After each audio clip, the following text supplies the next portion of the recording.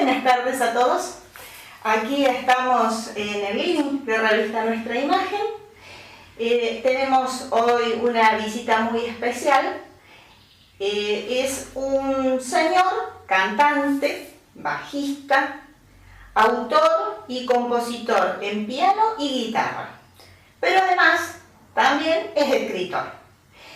Este señor, estoy hablando de Robbie Biglia, que está aquí con nosotros. Buenas tardes, Robbie. Buenas tardes, Un gusto tenerte aquí. ¿Cómo estás? Igualmente. Bien, muy bien. Robbie, veo de que nos has traído un poco de tus maravillas artísticas. Muchas gracias.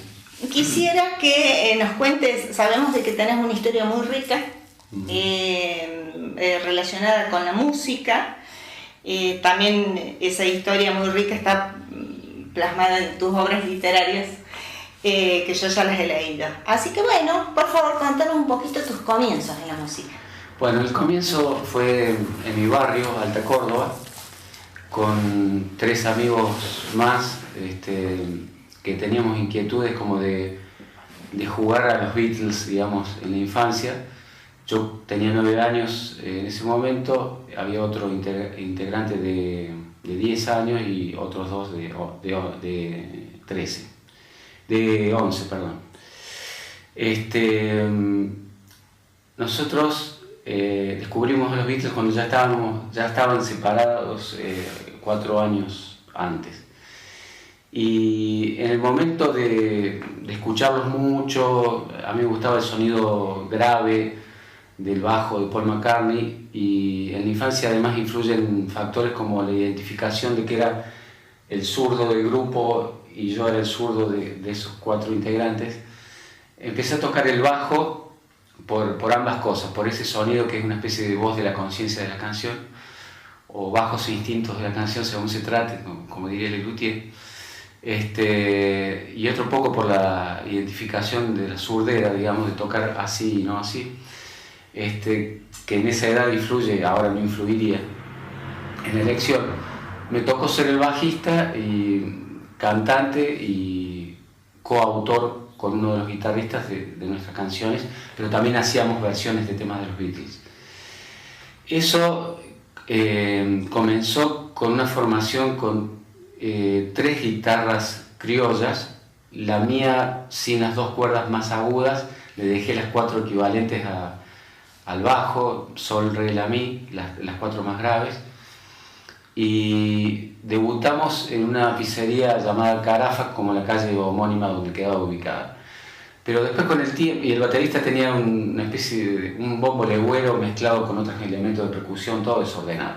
Pero era, claro, un grupo de niños, se llamaba Blackmail el grupo. Literalmente sería correo negro, pero la palabra entera, bien traducida, quiere decir chantaje.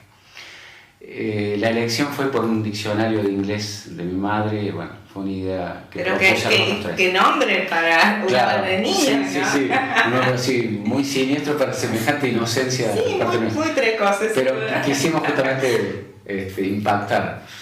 Y después el salto que podemos pegar de 2 años para ir resumiendo esa etapa inicial, es que en un momento mi padre me regala de sorpresa un bajo eléctrico ya real, por decirlo así. Mientras que los otros integrantes también se iban equipando con amplificadores y guitarras eléctricas en vez de criollas, y el baterista tenía una batería real, aunque incompleta. Con esa formación, que también se llamaba Blackmail, más un tecladista, que en ese momento el único sintetizador cercano lo tenía Julián Navarro, que hace como 20 años que triunfa en Miami, un gran pianista de jazz. Tenía un sintetizador Moog como el que tenía en Buenos Aires Charly García, había muy pocos. Entonces lo que retenía realmente este tecladista era un simple órgano, solamente sonido de órgano, no un sintetizador que tiene decenas o cientos de sonidos según la época. Y entonces ya éramos 5, ya como cuando los Beatles incorporaron a Billy Preston de tecladista, digamos, en algunos temas. En este caso era un integrante fijo y ya éramos 5. Con esa formación ya sí tocamos en un lugar muy importante que era el Teatro Córdoba, en la calle 27 de abril ante 200 personas 2 veces en 2 festivales que organizó el profesor de guitarra de aquel entonces de los 2 guitarristas del grupo. Y también tocamos de soportes en Instituto Atlético Central Córdoba, el club de tus amores, de mis amores y de mi barrio de Córdoba, en los carnavales del 77. Yo tenía 11 años e iba a cumplir 12 en marzo.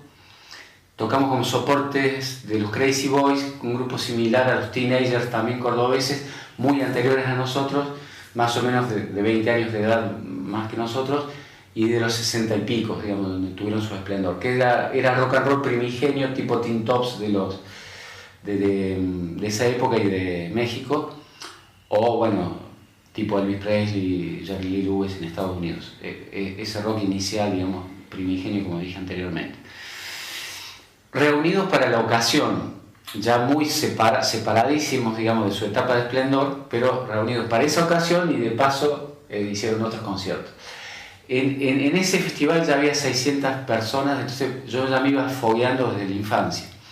Después damos un salto brusco en el tiempo, pero para no cansar a nadie, y empiezo a tocar en la adolescencia en los festivales de La Falda, que organizaba Mario Luna, ya tocando con un segundo bajo muy bueno hecho por un luthier cordobés que tuvo fábrica en Buenos Aires y que trabajó en Fender en Estados Unidos, cuyo seudónimo era Morgan, que es la marca, era Morgavi su apellido, y además ya tocando bien en un grupo que se llamaba Almavelero, donde tocó Samalea, un baterista que después descubriría Calamaro, Charly García, Cerati.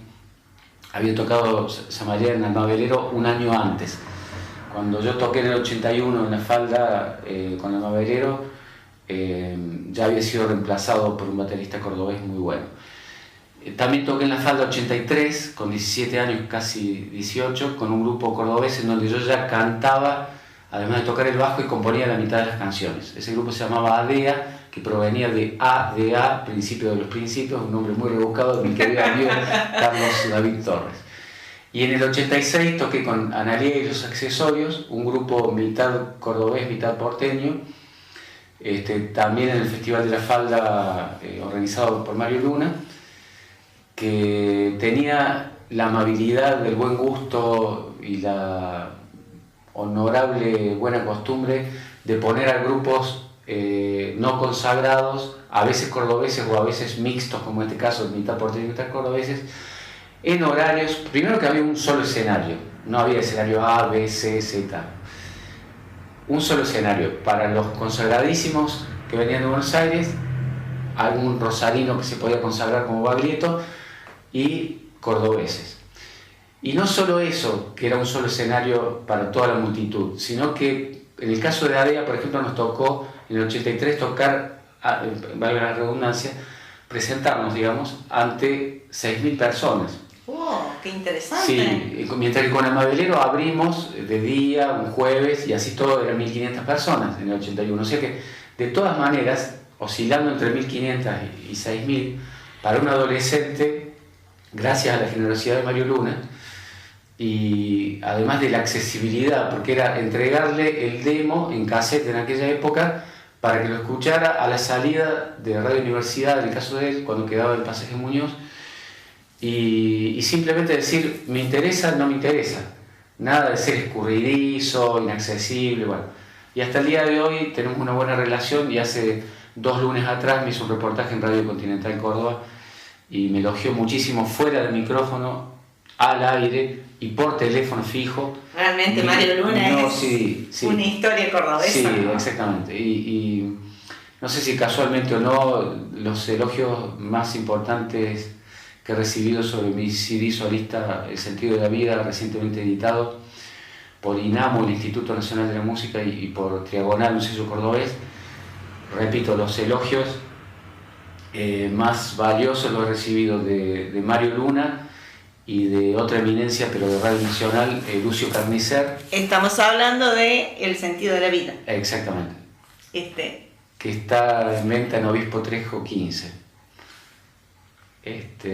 Y en lado B, que es Tucumán 105. Todavía no está en Buenos Aires porque en la distribución no me ayudaron. Sí, me ayudó mucho INAMU, de hecho me premió con los CDs, y me ayudó mucho Triagonal, que es un sello cordobés de Pablo Riorda, Carlos David Torres y Gisela Ujaldón, con la gráfica. Por lo tanto, bingo, digamos.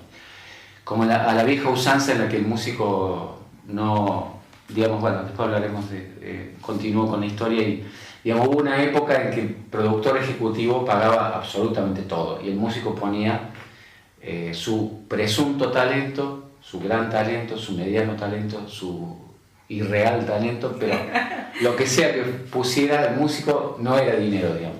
Claro. Su arte. Claro, era su arte.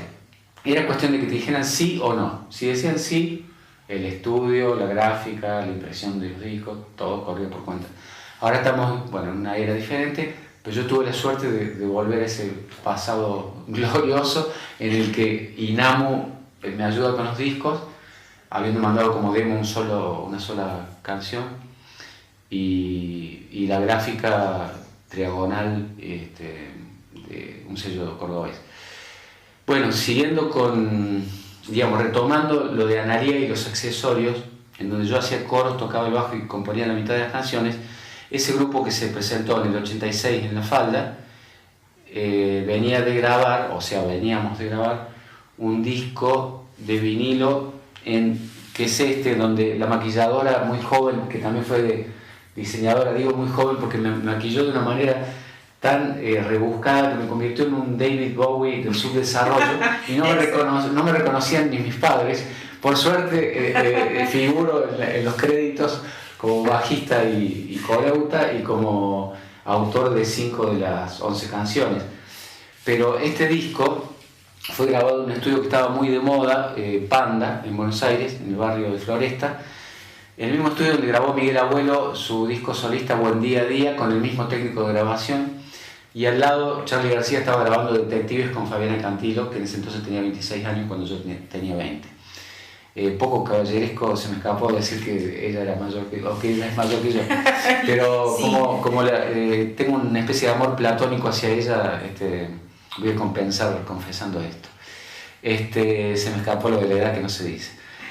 Lo que pasa es que me acuerdo porque era una belleza espléndida, y la veía de lunes a viernes casi todos los días, así como veía al ídolo de 1,94 m, Charly García, que era un extraterrestre para mí y para muchos cientos de miles de argentinos, ¿no? Y latinoamericanos.